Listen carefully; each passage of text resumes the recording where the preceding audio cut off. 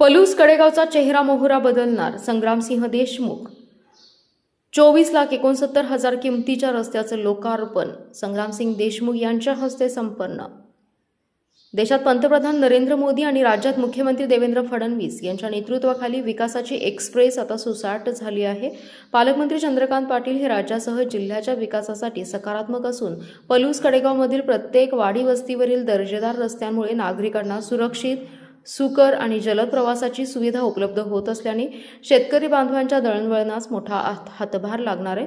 दर्जेदार रस्ते हेच विकासाचे मजबूत पाऊल असून परिसराच्या विकासाला निश्चितच नवी चालना मिळून प्रत्येक गाव समृद्ध करण्यासाठी लागेल तितका निधी मतदारसंघाच्या सर्वांगीण विकासासाठी खेचून आणत पलूस कडेगावचा चेहरा मोहरा बदलणार असल्याचे प्रतिपादन सांगली जिल्हा परिषदेचे माजी अध्यक्ष संग्रामसिंह देशमुख यांनी केले. ते उपाळे मायनी तालुका कडेगाव येथील रस्ता सुधारणा करणे या त्यांच्या विशेष प्रयत्नातून मंजूर झालेल्या 24,69,000 रुपयांच्या विकास कामांच्या लोकार्पण कार्यक्रमाप्रसंगी बोलत होते.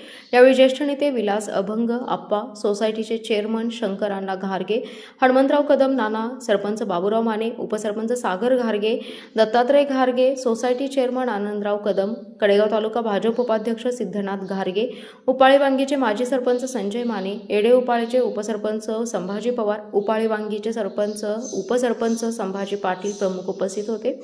यावेळी इझिमा क50 ते उपाळे मायनी तालुका कडेगाव येथील कदममळा रस्ता 57 किलोमीटर रस्ता सुधारणा करणे या 24,79,000 रुपये किमतीच्या संग्रामसिंह देशमुख यांच्या विशेष प्रयत्नातून मंजूर झालेल्या रस्त्याचं लोकार्पण संग्रामसिंह देशमुख यांच्या हस्ते करण्यात आलं.